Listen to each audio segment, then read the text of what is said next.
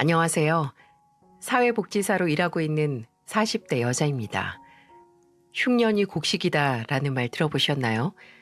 나중에야 소중함을 알게 되었을 때는 이미 옆에 남아있지 않다는 뜻이죠. 사람들은 늘 소중한 것을 당연하게 여기다가 잃곤 하잖아요. 내 옆에 있는 게 영원할 거라고, 아니면 그게 그렇게 큰 가치가 아닐 거라는 오만한 생각으로 함부로 하다가 나중에야 후회를 하는 겁니다. 참으로 어리석은 일이죠. 하지만 함부로 대해줬던 소중했던 사람들에게는 잘된 일이겠죠.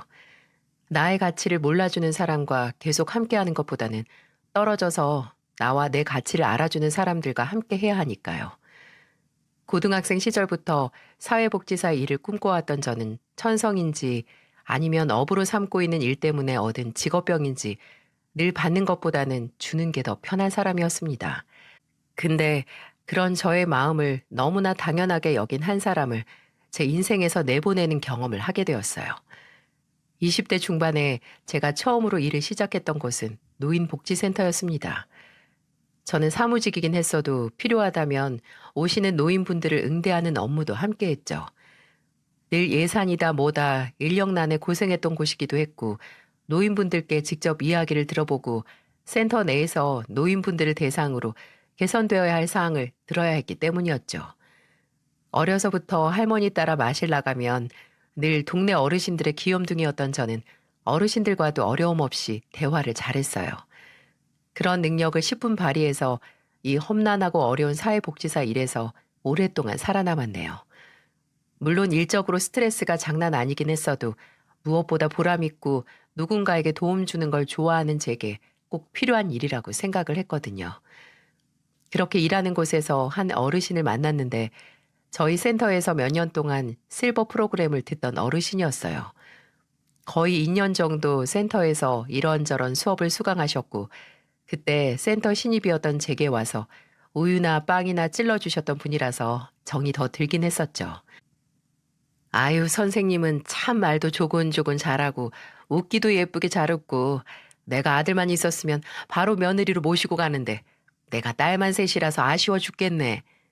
그럼 그 따님분들이랑 친구하면 되죠. 내가 아쉬워서 안 되겠어.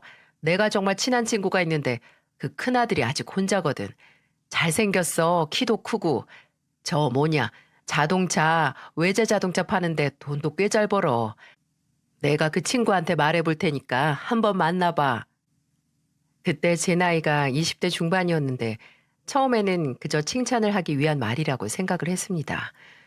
근데 며칠이 지나도 오실 때마다 친구분 아들이라는 사람 사진을 보여준다는 등 친구한테 말했더니 선생님을 너무 마음에 들어 하더라. 이런 말을 계속 하시더라고요. 그렇게 거의 한 달이 넘어가니 아무래도 그냥 하는 말이 아닌 것 같았네요. 나중에는 그 아들도 선생님을 만나볼 의향이 있다고 하면서 마치 당장 제가 오케이만 하면 그 만남을 주선하겠다고 하실 것 같았죠. 저는 집에서 어머니에게 웃으면서 이 얘기를 했습니다. 그냥 이런 일이 있었다라고 웃으면서 말했는데 어머니는 남자는 무조건 어른한테 소개받는 게 좋다고 생각 있으면 시험 삼아 나가보라고 부추기는 게 아니겠어요? 제가 그때 모태 솔로였거든요. 그러니 주변에 빨리 연애 시작해보라는 사람들이 많았어요. 같이 일하는 센터 사람들도 사진 봤는데 준수하다며 한번 만나보라고 했다니까요. 근데 사람이 옆에 부추기는 사람이 많으니 점점 마음이 흔들리는 거예요. 참 사람 마음이 무겁다가도 가벼워지기도 하더군요. 그리고 직원들 말대로 어르신이 보여주신 사진의 남자는 정말 준수했고 딱 제 타입이었거든요. 그때는 젊다 못해 어린 나이에서 오는 객기인지 뭔지 그 어르신에게 한번 만나보겠다고 했어요. 참 요상하게 성사된 만남에서 마주한 남자는 정말 괜찮은 사람이더라고요. 그 어르신께서 나를 얼마나 괜찮게 봤으면 이런 사람을 소개시켜 주셨을까 싶었을 정도였어요. 서경 씨, 종숙 아주머니 때문에 많이 당황하셨죠? 그래도 엄연히 서경 씨 직장인데 사람 소개시켜 준다는 게 기분 나쁘진 않으셨나 모르겠어요. 아니요, 괜찮아요. 저희 센터에 오래 다니신 어르신이기도 하고 워낙 저를 신경 써주시는 걸 알아서 기분 나쁘지 않았어요. 그리고 절 정말 예쁘게 보셔서 이렇게 좋은 자리도 주선해 주신 거죠. 아우, 다행이다. 저는 솔직히 이런 만남이 좀 운명처럼 느껴지기도 해요. 이런 만남이 흔치 않잖아요. 중숙 아주머니가 서경시 센터에 안 다니셨으면 저희가 이렇게 만날 일도 없었을 텐데 뭔가 우주가 저희를 이어준 것 같기도 해서 좀 설레네요. 아, 도준 씨 로맨티스트시구나. 맞아요. 제가 좀 그런 면이 있어요. 근데 진짜 서경 씨 존경스러워요. 사회복지사라니 그거 아무나 못하는 거잖아요. 다른 직업하고 다를 것도 없어요. 사명감 없는 직업이 어디 있겠어요. 그냥 다른 직업보다 조금 더 인내심이 필요할 뿐인 것 같은데요. 저도 차 팔면서 오시는 고객님에게 딱 맞는 차를 찾아드려야겠다. 이런 생각은 있어도 뭐 희생, 헌신까지 하면서 팔진 않거든요. 그런 점에서 정말 존경합니다, 서경 씨. 낭만적이고 또 제가 하는 일을 존중해주는 남자. 그런 남자와 만나서 1년 반 정도 연애를 했고 서로의 마음을 확인한 후에 결혼에 골인했어요. 연애하면서 결혼 이야기가 본격적으로 나오기 시작할 때 남편은 부모님께서 저를 너무 궁금해 하신다고 좀 더 일찍 시댁으로 인사를 갈 수 있냐고 묻더군요. 저는 흔쾌히 알겠다고 했고 그렇게 간 시댁에서는 말로만 듣던 저를 정말 따뜻하게 환영해 주셨죠. 호탕하고 푸근한 시아버지와 말을 참 재밌게 하시고 아는 것도 많은 시어머니는 첫 만남부터 저를 서경아, 서경아 이렇게 친근하게 불러주셨어요. 특히나 시어머니께서 좀 이상할 정도로 저를 애틋하게 바라보시더라고요. 시어머니와의 재밌는 에피소드는 시어머니께서 저를 평양냉면 세계로 입문하게 했다는 건데요. 평소 저는 좀 짜게 먹는 식성이거든요. 반찬이든 국이든 일단 짜고 자극적이어야지 수저가 가더라고요. 제가 시댁에 밥을 먹으러 갈 때나 아니면 시어머니가 김치 같은 반찬을 챙겨주실 때 눈치를 채셨나 봐요. 서경아, 서경이가 좀 짜게 먹지? 네, 맞아요. 간이 좀 세야 음식이 잘 넘어가는 것 같아요. 아유, 벌써부터 그렇게 세게 먹으면 안 돼. 몸에도 안 좋고 몸도 잘 붓고. 어머님, 그래도 음식은 맛이 있어야죠. 물론 건강 생각해서 먹는 것도 좋지만 맛이 우선이죠. 그렇게 센 것만 찾다가 점점 더 짜게 먹고 맵게 먹는 거야. 그렇긴 해요. 저는 빨간 양념이 제일 좋아요. 이럴 땐 한국인이라서 다행이라니까요. 아, 그리고 평양냉면 같은 음식이 제일 싫어요. 무슨 맛으로 먹는지 모르겠어요. 어머, 너 평양냉면도 싫어하니?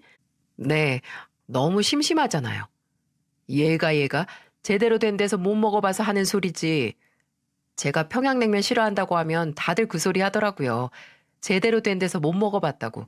거기가 거긴데. 모르는 소리 하지 말어. 제대로 하는 데 가서 먹으면 국물 맛이 달라요. 에이, 그래봤자 슴슴한 국물 맛이겠죠.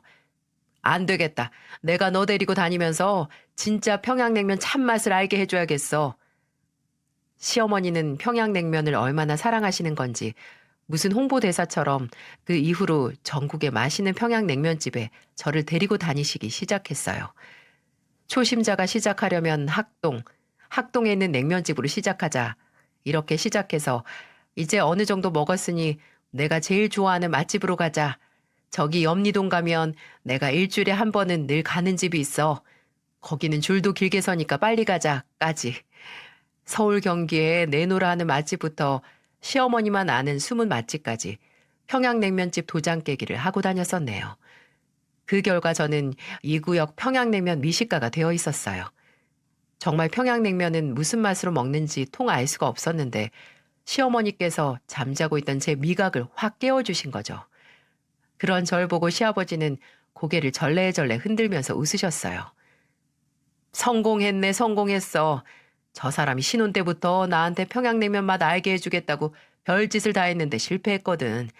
근데 그 한을 며느리한테 이렇게 푸네. 얘 서경아, 네가 시애미 한을 풀어줬다. 이후로 시어머니와 저는 생각만 나면 둘이서 맛있는 평양냉면을 찾아 떠났습니다. 또 시어머니와 저는 공통된 취미가 있었는데요. 시댁에 한번 놀러 갔다가 거실 벽장에 옛날 영화 DVD가 빽빽하게 꽂혀 있는 거예요. 여보, 이거 누구 DVD야? 당신이랑 도련님 거? 아니, 우리 어머니. 어머니가 옛날 영화 엄청 좋아하시거든. 아, 줄리아 로버츠 영화가 엄청 많네. 나 줄리아 로버츠 진짜 좋아하는데. 어머니도 줄리아 로버츠 팬이야. 그래서 나온 영화도 다 모아놓으신 거고. 8, 90년대 헐리우드 영화를 좋아하던 저는 노팅힐이라는 영화에 나온 배우 줄리아 로버츠의 팬이었는데 알고 보니 시어머니께서도 DVD를 모을 정도로 엄청 팬이셨던 거예요. 그래서 종종 주말밤마다 시어머니와 저는 시댁이나 저희 집에 모여서 함께 영화를 보곤 했습니다. 와인이나 맥주, 치즈에 각종 달콤한 과일을 안주 삼아서 영화를 보면서 먹었죠. 그게 시작이 돼서 저와 시어머니가 주말밤마다 옛날 영화를 보는 건 거의 한 달에 2번씩은 있는 행사로 자리 잡았어요. 저와 시어머니는 각자 자신이 좋아하는 영화를 서로 공유하고 함께 보고 도란도란 이야기도 나눴습니다. 지금 생각해보면 그게 제게 힐링이 되는 시간이었던 것 같네요. 줄리아 로버츠가 나왔던 모나리자 스마일이라는 영화를 보는데 마지막 학교를 떠나는 주인공을 따라 자전거를 타고 나오는 학생들이 나오는 장면에서 정말 좋은 대사가 나오거든요. 어머님, 전 영화에서 이 장면이 제일 좋아요. 모든 방랑에는 목적이 없는 것은 아니다. 이 부분이요. 나도 저 부분이 제일 가슴에 남더라. 살면서 큰 걸 해내지 않더라도 그게 목적이 없는 인생이 아니라고 위로해 주는 것 같잖니. 시어머니와 저는 같은 감성을 공유하는 것 같았어요. 남편보다도 시어머니와 더 대화가 잘 통하는 기분이었죠. 솔직히 시어머니와 허물없이 가까운 사이가 되는 걸 기대도 안 했고 예상도 못 했거든요. 하지만 이렇게 가까워질 수 있었던 건 모두 시어머니께서 저를 편하게 대해주시고 쉽게 옆자리를 내어주셨기 때문이었죠. 어느 날은 출근 전에 시어머니에게서 전화가 와서 받았습니다. 여보세요? 서경아, 출근 준비 중이냐? 네, 나가기 전에 남편 셔츠 좀 다려놓고 나가려고요. 어머 얘 뭐 그런 것까지 해. 너도 출근하느라고 정신없을 텐데. 아, 그냥 등만 다리면 될 것 같아서 후딱 하고 나가려고요. 서경아, 그런 것까지 다 챙겨주지 마라. 걔도 다림줄 다 할 줄 아는 애야. 남편 그렇게 아들처럼 대하면 나중에 더 고생한다. 알겠어요, 어머님. 오늘만 딱 해줄게요. 나중에 남편에게 제가 딸 같은 며느리 없다는데 나는 오히려 딸보다도 친한 친구 같은 며느리 같아. 이렇게 말하니까 남편이 이런 얘기를 해주더군요. 사실 나랑 명준이 사이에 동생이 하나 있었대. 어머니가 나 낳고 1년인가 뒤에 임신을 하셨었는데 어머니가 계단에서 크게 구른 후에 유산됐었어. 그때 어머니가 임신했을 때 이건 분명히 딸이다, 딸이야 이러면서 엄청 좋아하셨는데 그렇게 허무하게 보내고 나서 많이 우울해하셨다고 아버지가 그러시더라. 계속 딸을 원했는데 그 다음에 다시 임신해서 나와보니 아들이라서 실망도 하셨겠지. 남편에게 과거 시어머니의 상처를 듣고 나서 가슴이 많이 아팠습니다. 왜 시어머니가 그렇게 쉽게 곁을 내어주셨는지 이해가 되더라고요. 솔직히 제가 떠난 아이를 대신한다고 생각은 하지 않지만 시어머니 가슴에 남은 빈자리를 제가 조금이라도 있게 해준다면 그걸로 됐다고 생각했어요. 나중에 제가 첫째를 낳고 둘째를 낳았을 때도 시어머니는 늘 태어난 손주보다는 먼저 제게 와서 제가 괜찮은지 확인부터 하셨어요. 힘없이 병실 침대에 축 늘어진 제 팔다리를 여기저기 주물러 주시면서 참 애틋하게도 쳐다보셨네요. 그렇게 시댁의 예쁨을 한 몸에 받으면서 살고 있었는데 예상치 못한 비극이 저희를 스쳐 지나갔습니다. 제가 막 셋째를 임신했을 때 저희 시아버지가 교통사고를 당해 그만 세상을 떠나고 말았던 겁니다. 정말 갑작스런 죽음이었어요. 등산이 취미였던 시아버지는 그날도 산에서 내려와 집에 가기 전에 마트에 들렸다 가기 위해 아파트 맞은편 신호등을 건너는 와중 신호 위반을 한 차에 치여 그 자리에서 즉사하셨어요. 집안은 한순간에 아수라장이 되었습니다. 남편도 도련님도 큰 기둥과 같은 아버지를 잃은 슬픔에 잠겼고 그 누구보다도 시어머니께서 정신을 차리지 못하실 정도였죠. 시아버지의 장례식에서도 시어머니는 몇 번을 울다 지쳐서 쓰러지셨어요. 나중엔 혼자 남은 집에서 아예 나오지도 않을 정도로 깊은 우울증까지 걸리셨고요. 간단한 음식이나 생필품도 사러 나가시지 않을 정도라 늘 제가 마트에서 장을 보고 시댁으로 가서 냉장고를 채워드렸어요. 시어머니는 제가 시댁으로 가도 아예 쳐다보지도 않으셨어요. 이불에서 아예 일어나시지도 않아서 저는 점점 불러가는 배를 부여잡고 시댁으로 출근 도장을 찍었네요. 다리도 점점 붓고 시큰거리는데도 그런 시어머니를 그냥 둘 수가 없었거든요. 어머님, 저 오늘 새로 영화 가져왔어요. 이거 진짜 재밌대요. 우리 어머님이 좋아하시는 파스타에서 먹으면서 볼까요? 어머니 제가 해드린 명란 파스타 좋아하셨잖아요. 어머님, 제가 같이 일하는 직원한테 진짜 맛있는 평양냉면집 정보 얻어왔어요. 숨은 맛집이라는데 어머님도 안 가보셨을걸요? 오늘 태담기 가져왔어요, 어머님. 지윤이 가졌을 때 쓰고 어디 갔나 했는데 베란다 창고에 있더라고요. 어머님, 오늘 우리 셋째랑 대화하실래요? 셋째한테 재밌는 얘기 좀 해주세요. 제가 매일같이 가서 재롱을 부리고 쉼없이 말을 해도 평소 좋아하시는 음식을 코앞까지 들이밀어도 시어머니는 그저 힘없이 몇 마디 하실 뿐이었어요. 역시 아무리 딸처럼 생각을 해주셔도 며느리는 며느리지 하고 남편에게 아들이 직접 와서 힘 좀 주라고 말을 해봤죠. 근데 남편은 늘 바쁘고 고객관리 명목으로 약속이 있다고 시댁에 오지도 않았어요. 그때 막 이직을 했던 도련님도 마찬가지였고요.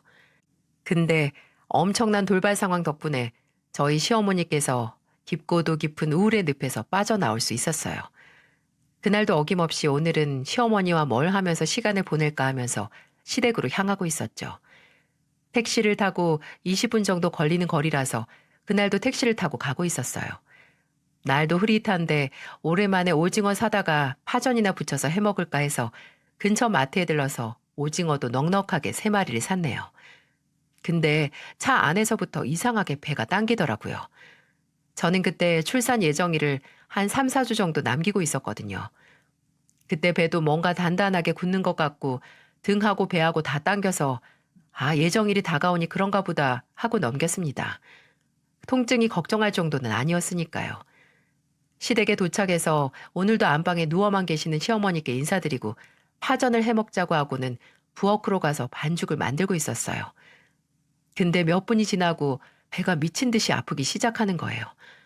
마치 막 아이가 나오기 전 상고가 배부터 발끝까지 퍼지는 느낌이었죠. 저는 고통에 무릎 꿇으면서 식탁에 있던 반죽통까지 떨어뜨렸고 그 소리를 듣고 안방에서 시어머니가 나오셨어요. 서경아, 서경이 너 왜 그래? 어디가 아파서 그래? 배가 아파? 시어머니는 혼비백산해서 구급차를 불렀고 저는 그대로 병원으로 실려갔죠. 알고 보니 양수량이 급격히 적어져서 배에 통증이 온 거고 급하게 제왕절개로 아이를 꺼내기로 했습니다. 산모와 아이에게는 문제가 없을 거라는 의사의 말에 저희 어머니는 긴장이 풀려서 털썩 주저앉으셨어요. 수술 전 진통제를 맞고 있는 제게 시어머니가 이렇게 말씀을 하시더라고요. 참, 내가 처음으로 바깥 양반 생각이 안 났다. 매일같이 떠난 남편 생각만 했는데 너 바닥에 쓰러져 있는 거 보고 남편 생각이 싹 가셨어. 그렇게 말씀을 하시며 웃으셨어요. 정말 몇 달 만에 보는 시어머니 미소였는지 모르겠어요. 남편은 본인 몸 하나 희생해서 어머니께 웃음을 찾아드렸다고 농담 반 진담 반으로 말했죠. 다행히도 저는 건강한 딸을 무사히 낳았고 시어머니께서도 그 후로 천천히 정신적으로 회복을 하셨습니다. 나중에는 돌아가신 시아버지에 대한 옛 이야기를 하면서 웃으실 수 있을 정도까지 담담해지셨죠. 시어머니는 혼자만의 생활에 적응을 해나가셨어요. 거의 30여 년을 함께해온 시아버지가 떠나고 큰 집에 남은 그 시간에 점점 스며들기 시작하신 거죠. 그리고 저는 시어머니의 시간이 너무 적적하거나 외롭지 않도록 도와드렸고요. 그렇게 거의 20년의 시간이 흘러 저는 40 중반이 되었고 큰아들은 성인이 되었습니다. 둘째 딸, 셋째 딸은 고등학생이 됐고요. 직장에 다니면서 고등학교 자녀를 키우는 게 얼마나 진이 빠지고 힘든 일인지 아마 해보신 분들은 다 아실 거예요. 구관이 명관이라고 첫째 때 지나온 시간이라 둘째, 셋째 때는 그나마 수월했죠. 그러면서도 틈틈이 시댁을 챙기는 것도 소홀히 하지 않았습니다. 아니, 오히려 시어머니께서 저희 집을 많이 챙겨주셔서 도움이 많이 됐어요. 복직한 제가 일 때문에 바쁘면 반찬도 이것저것 해서 냉장고를 채워주시기도 했고 진짜 안 해도 된다고 몇 번을 말해도 저희 집에 오셨다 가면 빨래나 청소를 조금씩 해주고 가시기도 하셨고요.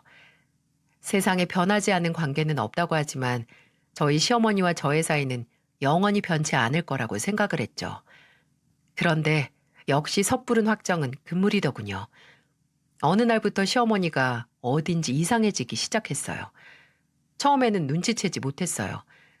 제가 시댁에 간다고 하거나 오랜만에 애들과 같이 식사를 하자고 하면 늘 선약이 있다고 하셨거든요. 그때쯤 제가 끊어들인 동네 헬스장에 다니기 시작하셔서 그곳에서 친구를 좀 만드셨나 싶었죠. 제가 확실하게 어머니가 나를 피하는 것 같다고 느낀 건 바로 명절 한 주 전에 한 통화 때문이었어요. 여보세요? 어머님, 저 명절 전날 갈 건데 그때 시장 같이 가실 거예요? 사람 많을 것 같아서 아침에 후딱 갔다 오게요. 어? 그날 이번 명절을 안 와도 된다.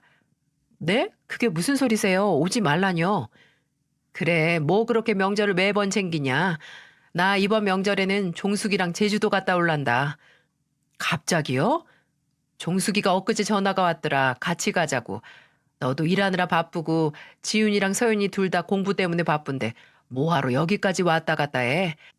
그냥 이번에는 각자. 아니, 이제 명절에서 좀 졸업 좀 하자. 이제 바깥 양반도 없는데 나도 이런 것에서 벗어나고 싶어. 앞으로 뭐 큰 기념일 아니면 너도 애서 시간 들여서 찾아올 필요 없다. 이게 무슨 소린가요?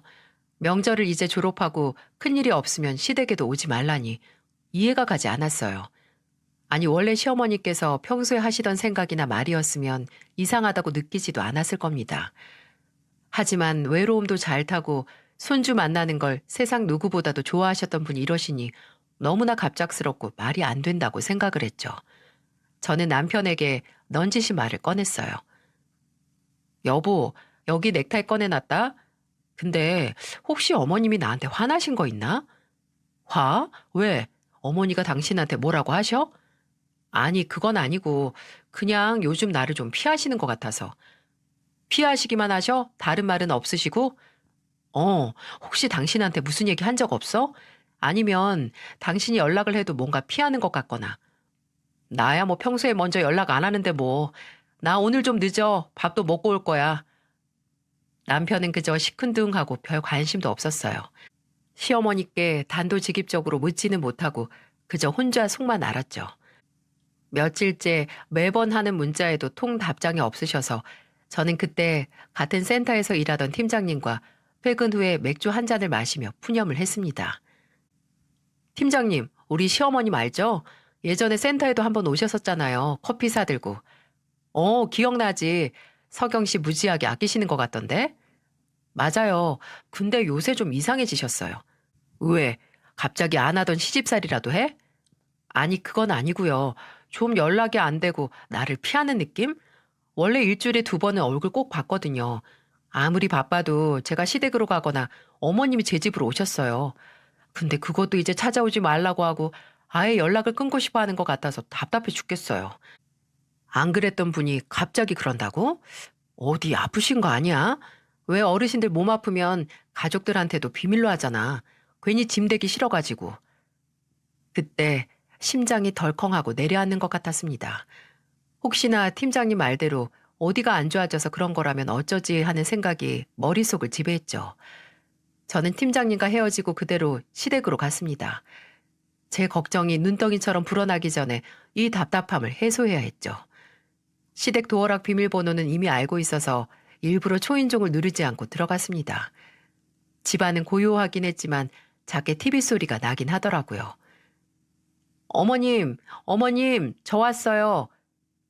저는 현관을 지나 거실로 들어가면서 말했습니다.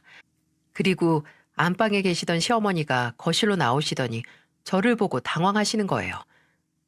네가 갑자기 무슨 일이냐? 연락도 없이. 내가 괜히 찾아오지 말라고 했지 않니? 제 얼굴을 쳐다보지도 않으시고 또룩또룩 눈알을 굴려 바닥으로 내리깔고 말씀하시는데 와, 이제 내 얼굴을 쳐다보기도 싫으신가? 내가 뭘 잘못했는지 말씀도 안 해주시고 이러는 건 너무한 거 아닌가? 이런 생각에 서러움이 울컥하고 올라왔어요. 어머님, 이제 제 얼굴도 안 쳐다보시네요? 제가 뭘 잘못했으면 그렇게 사람 무시하지 마시고 말씀을 좀 해주세요. 아니, 너는 내가 언제 널 무시했다고 그래? 어머님 저 무시하셨잖아요. 매일 전화도 문자도 다 모른 척 하시고 영화 보자고 하면 바쁘다고 하시고 이젠 시댁에 찾아오지도 말라고 하시는데 그럼 제가 뭐라고 생각을 해야 돼요? 저 진짜 우리 어머니만큼은 다른 시어머니들과 다르게 저를 진짜 딸로 친구로 여긴다고 생각했는데 저 정말 너무 서운해요, 어머님. 저는 딸 같은 며느리로서, 아니 인간으로서 어머님을 존경하고 좋아했는데 어떻게 이렇게 한순간에 바뀌실 수 있어요? 어떻게 한순간에 사람을 이렇게 버리시냐고요? 그간의 서운함과 억울함이 한 번에 폭발했습니다. 제가 눈물을 또룩또룩 흘리면서 말하자 그걸 당황해서 가만히 듣고 있던 시어머님이 갑자기 뒤로 획 돌아서는 게 아니겠어요? 내가 그저 투정 부리는 걸로 보이고 그게 귀찮아서 저러시나 하고 다시 한번 가슴이 무너졌어요.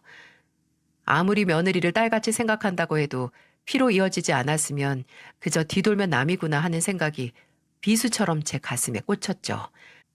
근데 뒤돈 시어머니 어깨가 바들바들 떨리기 시작하는 거예요. 그렇습니다. 시어머님은 울고 계셨어요. 저는 놀라 시어머니에게 가까이 갔고 어깨에 손을 올려 살짝 흔들었어요. 어머님, 어머니 왜 우세요? 말 좀 해주세요. 왜 우시는 건데요? 내가 너무 미안하다, 석영아. 우리 예쁜 석영이 마음에 상처만 주고 나도 어떻게 해야 할지 몰라서 그랬어. 미안하다, 석영아. 내가 미안해. 이게 무슨 말인지 며칠간 저를 남처럼 대하던 시어머니가 갑자기 미안하다고 하시며 애초롭게 눈물을 흘리시는 게 도통 이해가 가질 않더라고요. 저는 일단 시어머니를 잡아 소파에 앉으시게 하고 저도 옆에 앉아서 시어머니의 울음이 그칠 때까지 기다렸어요. 숨을 가다듬은 시어머니가 몇 번 바짝 마른 입술을 달싹거리시며 이 일은 어떻게 하니, 이 일을 어떻게 하니 라고 중얼거리시는 겁니다. 시어머니의 반응에 제 불안감은 점점 커져만 갔어요. 끝내 시어머니는 제 손을 꼭 잡고 입을 무겁게 여시더라고요. 내가 석영이 네가 미워서 그런 게 아니야. 내가 어떻게 널 미워하겠어. 떠난 딸이 선물해주고 간 것 같은 며느리인데 너한테 어떻게 말을 해야 할지 모르겠다. 한 달 전에 도준이가 집에 왔었어. 한 아가씨를 데리고. 아가씨라니. 계속 저를 피해왔던 시어머니는 제게 충격적인 고백을 하기 시작했어요. 생판 처음 보는, 심지어 저보다 10살은 어려 보이는 여자를 데려와서는 너랑 이혼하고 재혼할 여자라고 소개시켜주더라. 뒤집어졌지. 대체 무슨 소리냐고.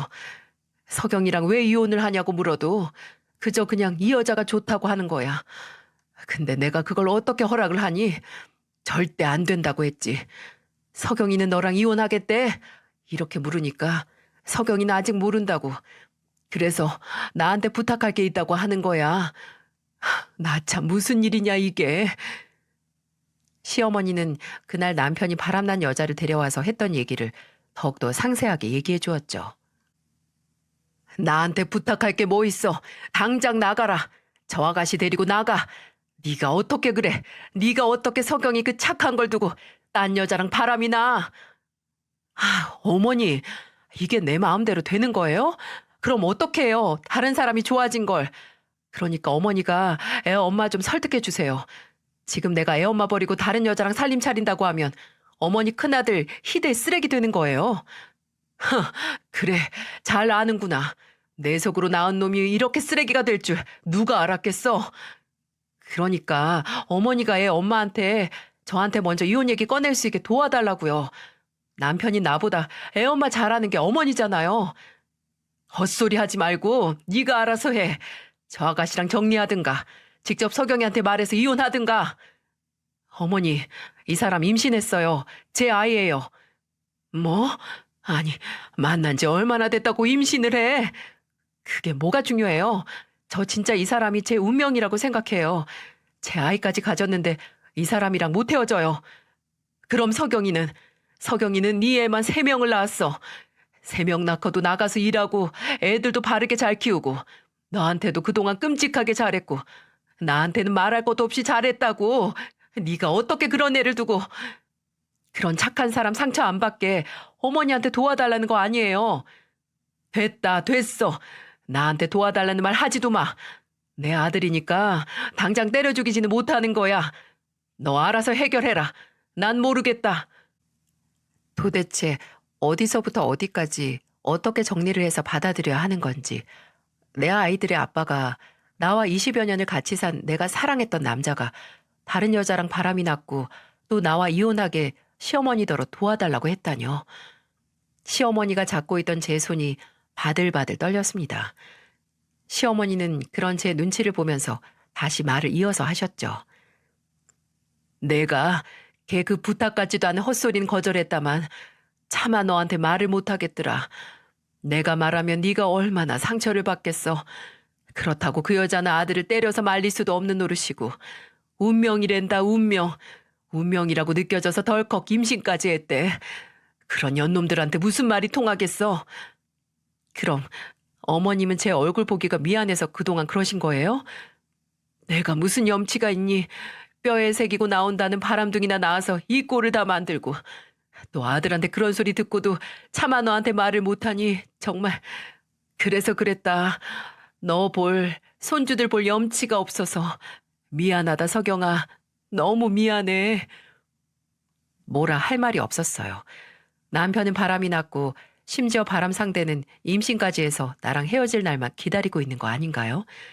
그리고 그걸 계속 알고 있던 시어머니가 눈물의 고백을 하신 거죠. 제가 여기서 뭐라 할 말이 더 있겠어요? 제가 멍하니 아무 말도 안 하고 있자 시어머니는 잡고 있던 제 손을 더 꽉 쥐더니 예전보다 더 강한 목소리로 말하셨어요. 석영아, 이혼해라. 네? 이혼해. 내가 이대로 못 둔다. 아무리 내 아들이라지만 네 가치를 몰라주는 사람이랑 계속 사는 것만큼 괴로운 일도 없어. 석영아, 그냥 눈 딱 감고 이혼해. 솔직히 그게 최우선의 선택지였겠죠. 하지만 이제 제 나이가 40을 훌쩍 넘었고 대학 다니는 아들과 아직 고등학교 다니는 딸이 둘이었어요. 어깨에 짐이 너무나 많으니 이걸 혼자 감당해야 한다는 마음을 먹기가 쉽지 않았어요. 제가 어떤 대답도 못하고 있자 시어머니는 더욱더 단호하게 말씀하셨죠. 애들은 걱정 마라. 혹시라도 무서우면 내가 도와줄게. 내가 그놈이랑 천륜을 끊는 한이 있더라도 너 이혼하고 나서 사는 거 내가 도와줄게. 그러니까 아무런 걱정 말고 네 인생 살아. 괜히 이 꼴 저 꼴 볼 필요도 없다. 더러운 꼴 보지 말고 끊어낼 건 얼른 끊어내자. 시어머니의 눈은 그 어느 때보다 총명하게 빛나는 것 같았어요. 솔직히 혹시나 어머님이 이혼을 도와달라는 남편의 말대로 내게 이혼을 종용하시는 건가 이런 의심이 저를 스쳐갔어요. 하지만 그간 제가 시어머니와 보낸 시간과 그리고 그때 시어머니께서 제게 보여준 표정에서 진심이라는 걸 알아차렸죠. 저는 시어머니에게 이제라도 솔직하게 말해주셔서 감사하다고 이제 아무 걱정하지 말고 죄책감도 갖지 말라고 했습니다. 제가 알아서 하겠다고요. 시어머니는 그 말에 다시 눈물을 보이셨고 고개를 떨군 채 한참을 또 미안하고 고맙다고 하셨네요. 저는 그대로 시댁에서 나와 집으로 갔습니다. 남편과 단판을 짓기 위해서 말이죠. 다 늦은 밤이었기에 집에 애들이 자고 있을 테니 집에서 할 수는 없고 아파트 단지에 도착해서 남편에게 전화를 걸었습니다. 남편은 집에 있었고 내려오라는 저의 말에 귀찮아하면서도 알겠다고 기다리라고 했죠. 몇 분 뒤 슬리퍼를 질질 끌고 남편이 아파트를 나와 정면에 보이는 제 차에 탔습니다. 뭐야? 왜 나오라고 한 거야, 이 시간에? 뭐 들고 올라갈 거라도 있어? 모른 척 하지 마. 당신 이 정도로 눈치 없는 사람 아니잖아. 내가 이 밤에 갑자기 말 좀 하자고 부른 게 왜겠어? 굳은 제 표정을 본 남편은 올게 왔구나 하는 표정으로 몇 번 침을 삼키더군요. 본인이 원하던 순간이 왔는데 왜 본인 얼굴이 저렇게 불안해 보이는지. 차라리 딴 여자를 만나고 싶으면 나한테 먼저 말을 하지 그랬어. 어머님이 무슨 잘못이 있다고 그런 부담을 줘? 당신한테 상처 주고 싶지 않았어. 그럼 어머님한테 시켜서 이혼시키면 그건 나한테 상처가 아닐 것 같아? 헛소리 좀 하지 마. 당신 그냥 당신이 쓰레기 되기 싫어서 그런 거잖아. 쓰레기 짓 할 거면 최소한 인정이라도 좀 해라. 어? 미안해. 근데 정말 당신이랑 애들한테 상처 주고 싶지 않았어. 애들도 정말 사랑하고 그저 내 남은 인생을 그 여자랑 보내고 싶을 뿐이야. 그래, 상처 주기 싫은데 나랑 애들이랑 버리고 딴 여자한테 가겠다는 거잖아. 말이 되니? 저는 화를 참지 못하고 차에서 내렸습니다. 그랬더니 남편도 따라 내려서 제 앞에 넙죽 무릎을 꿇더라고요. 참으로 애처롭지 않나요? 바람난 여자와 함께하기 위해 본처에게 무릎까지 꿇다니. 처음 만났을 때 남편이 로맨티스트인 건 알았습니다. 근데 로맨티스트의 장점이자 단점이 뭔 줄 아시나요? 로맨티스트는 누구에게나 낭만적일 수 있는 사람이라는 거죠. 제게 낭만적으로 대했던 만큼 바람난 그 여자와도 천년의 사랑을 하는 중인 겁니다. 남편은 제게 머리까지 숙여가며 말하더군요. 이혼해줘. 이혼만 해주면 정말 당신하고 애들한테 내가 몹쓸짓 하는 거니까 집은 그냥 두고 나만 나갈게. 이 집도 당신 단독 명의로 돌릴 거고. 그러니까 제발 깨끗하게 끝내자. 깨끗? 불륜 저지른 놈이 할 말은 아닌 것 같은데? 미안해. 정말 내가 할 말이 없다. 그리고 애들한테도 우리가 그냥 헤어지는 거라고. 애들한테 거짓말을 하라고? 웃기지 마. 애들도 다 알 권리 있어. 애들이 물어보면 난 하나부터 열까지 다 말해줄 거야. 그래. 내가 더 이상 무슨 할 말이 있겠니? 근데 준호 엄마, 나 정말 그 여자랑 살고 싶어. 그래, 살아. 가서 잘 살아. 요즘같이 환경 문제가 심각한 시기에 쓰레기도 그렇고 사람도 재활용해야지. 이혼하자, 이혼해. 그렇게 저의 20여 년의 결혼 생활은 막을 내리게 됐습니다. 분명 연애하고 결혼 준비할 때는 100번의 싸움과 100번의 화해가 있을 만큼 다사다난했는데 이혼 참 빠르더군요. 탑을 짓는 건 어려워도 허무는 건 쉽다고 하던가요? 제 결혼과 이혼이 딱 그랬습니다. 전 남편은 약속대로 집은 제 명의로 돌려주었어요. 남편과는 표면상 합의 이혼이었지만 저는 그 여자를 상대로 상간녀 소송을 했습니다. 그 여자는 남편의 오랜 고객이라고 하더라고요. 전 남편이 있는 지점에서 외제차를 한두 번인가 바꿨는데 모두 전 남편이 담당했다고 합니다. 그러다가 눈이 맞았고 세기의 사랑을 한 거죠. 더 충격적인 건 그 여자도 유부녀였는데 전 남편과 살기 위해 이혼을 했다고 하더군요. 이렇게 죽고 못 살 거면 저 만나기 전에 둘이 만나서 살았으면 좀 좋았겠어요?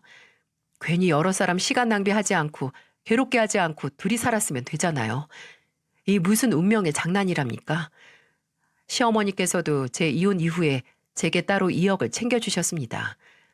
시아버지가 사고로 돌아가신 이후 보험금과 재산을 가지고 계셨던 건 알았지만 이혼한 며느리를 위해 이런 돈을 주실 거라고는 정말 꿈에도 생각하지 못했어요. 저도 계속 받기를 거절했어요. 돈을 받기 위해 이혼한 것도 아니고 제가 직업도 재산도 없는 상태도 아니었으니까요.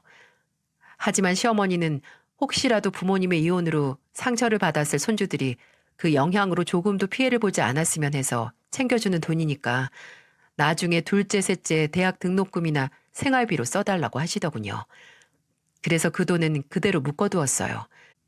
그렇게 저를 이런저런 충격에 빠뜨린 사건이 일단락되나 했는데 그냥 끝났으면 제가 이렇게 사연을 보내지도 않았겠죠. 몇 달 전부터 전 남편에게서 연락이 오기 시작하더군요. 전 남편은 애들 아빠이기도 하니까 종종 연락을 하기도 했어요. 둘째 지망 대학교 정할 때나 셋째가 미술을 배우기 시작했을 때 대화를 하기도 했고요. 근데 이 연락은 애들 문제로 한 게 아니더라고요. 왜 다른 꿍꿍이가 있으면 사람이 말이 길어지잖아요. 어찌나 구구절절 설명이 많은지 심지어 술에 취한 목소리로 전화하기도 했습니다. 여보세요? 여보세요? 당신이야? 그런데 왜 전화했는데? 아휴, 준호 엄마. 내가 참 당신한테 미안한 게 많다. 취했네, 끊어. 이런 전화 할 거면 연락하지 마. 잠깐. 내가 그렇게 안 취했어. 내 말 좀 들어봐. 혀 다 꼬여가지고 뭐가 안 취해? 창피하지도 않니? 미안해, 준호 엄마.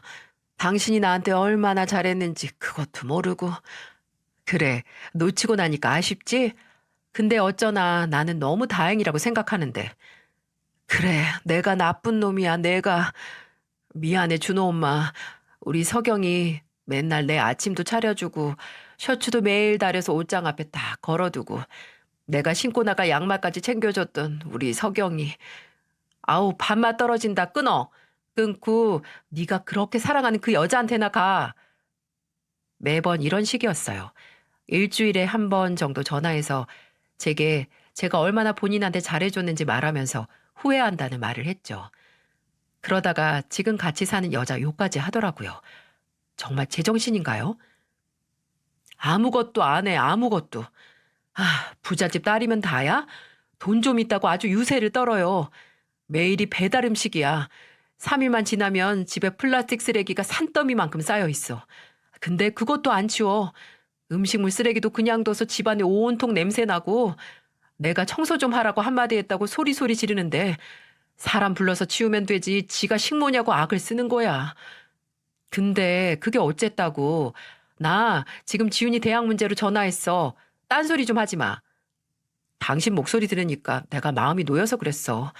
진짜 당신이랑 살았을 때는 청소 안 한 집안에서 무슨 냄새가 나는지 알지도 못하고 살았는데 그 냄새 싫으면 당신이 치워.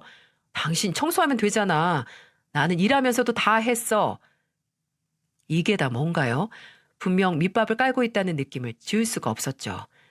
연락이 한 번 연결만 되면 무섭게 당신이랑 살았던 때가 그립다는 말을 꺼내놓기 시작했죠. 저는 모두 무시를 했고 한 번은 시어머니에게 말씀도 드렸어요.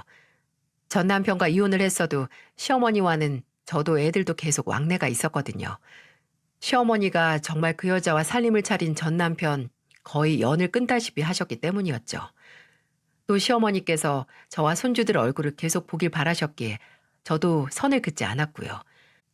하루는 밖에서 시어머니와 함께 점심을 먹다 흘러가는 말로 전 남편이 수작을 부리는 것 같다는 말을 하자 시어머니는 들고 있던 숟가락도 탁 내려놓고 말씀을 하셨어요. 예, 너 행여나 받아줄 생각하지 마라. 어? 제가 그런 생각을 왜 해요. 죽었다가 살아온다고 해도 안 받아줘요. 그래, 그래야지. 어휴, 아무리 내 아들이라지만 사람이 그렇게 뻔뻔해도 되는 거니? 오만정이 다 떨어지는구나. 시어머니께서 굳이 걱정을 하지 않더라도 속셈이 다 빤히 보이는 남편의 행동에 넘어갈 리 없죠. 저희 애들도 이미 남편의 외도를 안 상태인데 제가 여기서 마음이 약해져서 어리석은 선택을 할 리가 없잖아요. 하지만 그 후로 그 인간의 행동은 더욱더 기가 막혀졌습니다. 준호 엄마, 이 여자 유산했대. 저녁 늦게 전화해서 하는 말이 이거였네요. 평소 같았으면 그 인간 번호는 해가 지면 아예 받질 않았거든요. 어차피 받아봤자 헛소리만 할 테니까요. 근데 그날 제가 이른 저녁에 잠에 들었다가 잠결에 핸드폰의 진동이 느껴져서 모르고 받았던 거죠. 그럼 잘 챙겨줘. 유산했으면 본인도 많이 힘들겠지. 내가 이런 것까지 알려줘야 되니? 전혀 아무렇지도 않나 봐. 오히려 유산해서 마음 놓고 술 먹고 담배 피는 것 같은데? 그래서 어쩌라는 거냐고요. 그래서 어쩌라고. 그걸 나한테 말해서 뭐 하는데. 당신 크게 착각하고 있는 것 같은데 우리가 이혼했다고 해서 굉장히 사이가 건조해지고 요즘 애들 말로 쿨해지는 거 아니야. 당신 도대체 나하고 뭘 하고 싶은 거야? 당신 지금 사실혼인 여자 욕을 나한테 해서 뭐 할 건데? 만약 내가 이 여자 두고 당신한테 다시 가면 당신이랑 애들이랑 나 받아줄래? 이게 말이 되나요? 이제 와서 여기가 아닌가 보다 싶다고 다시 시작하자는 게. 제가 심심하면 보내주고 다시 아쉬워서 돌아오고 싶을 때는 받아주는 버스 정류장 같은 건가요? 꿈도 꾸지 마. 이제 내가 받아준다고 해도 애들이 안 받아줄걸? 애들이 당신 더럽대. 띠동갑 여자 임신시키고 살림 차린 것도 더럽고 엄마 버리고 간 것도 짐승만도 못하대. 이래도 돌아오고 싶니? 심지어 그 여자가 유산하고 난 뒤에 바로? 네가 인간이니? 전 남편은 아무런 대답이 없었어요. 그랬겠죠. 무슨 할 말이 있겠어요? 본인이 정말 쓰레기 짓을 한 건 알긴 알았는데 이렇게 남에게 음성으로 확인 사살 받는 건 처음이겠죠. 미안해, 준호 엄마. 나 됐어. 더 이상 들어주고 싶지도 않고 어차피 당신 입에서 나오는 말 다 같은 말일 거야. 이제 와서 아쉬워서 하는 말이잖아. 다 떠나보내고 깨달으면 뭐해? 주위를 한번 둘러봐. 나랑 애들, 당신 어머니, 정말 당신을 사랑하고 중요하게 생각했던 사람들 하나도 남지 않았잖아. 당신이 오랜만에 설레는 그 얕고 얕은 감정에 눈멀어서 다 잃은 거야. 그렇게 평생 후회해. 근데 다시 되찾을 생각은 하지 마. 어차피 당신한테 다시 돌아갈 사람 아무도 없으니까. 저는 그렇게 전화를 끊어버렸어요. 다시 전화가 울리긴 했지만 받지 않았어요. 제가 여지를 주면 득달같이 그 빈틈을 파고들 걸 알고 있었기 때문이었죠. 며칠 후 저희 집에 반찬을 주러 온 시어머니에게 이 말을 전하니 가슴을 주먹으로 치면서 답답해 하시는 겁니다. 진짜 아들만 아니면 찾아가서 머리채를 뜯어놓고 싶다고 하셨어요. 솔직히 시어머니께서 배 아파 낳은 아들이기에 별다른 제재를 할 수 없는 마음을 잘 압니다. 그저 말뿐이라도 저렇게 해주시고 제 아이들을 위해 이것저것 챙겨주시는 모습이 고마울 뿐입니다. 노닥노닥 키워도 마누라 잠옷이라는 말이 있죠. 낡았지만 처음에는 무엇보다 좋은 소중한 것이었고 아직도 그 가치가 남아있다는 뜻이잖아요. 만일 전 남편이 이 뜻을 알고 있었다면 이런 비극은 오지도 않았을 테죠. 가끔씩 나를 쉽게 보는 사람이 있기 마련입니다. 나의 친절이나 배려, 나의 웃음 자체를 쉽게 보고 아, 저 사람에게는 어느 정도 함부로 대해도 되겠다. 저 사람은 내가 어떻게 해도 그 자리에 있겠구나 하는 어리석고 뻔뻔한 사람이 있죠. 그런 사람들을 떨치기 위해선 어느 정도 단호해지고 내가 힘을 갖는 수밖에 없는 것 같습니다. 내 가치를 모르고 함부로 하는 사람에게 내 친절을 베풀 필요는 절대 없겠죠. 매일같이 출근하기 전 옷을 다려주고 아침을 차려주고 신을 양말까지 챙겨줘도 뭐합니까? 그런 챙김을 잃기 전까지는 그 소중함을 모르는데 말이죠. 살면서 사람의 에너지는 한정돼 있습니다. 그 에너지 나를 사랑해주고 아껴주는 사람에게 쏟아야겠죠. 제 이야기를 들어주신 소중한 분들이 본인의 에너지를 헛된 곳에 허비하지 않고 살길 바랍니다. 지금까지 이야기를 들어주셔서 정말 감사합니다. 모두 행복하세요.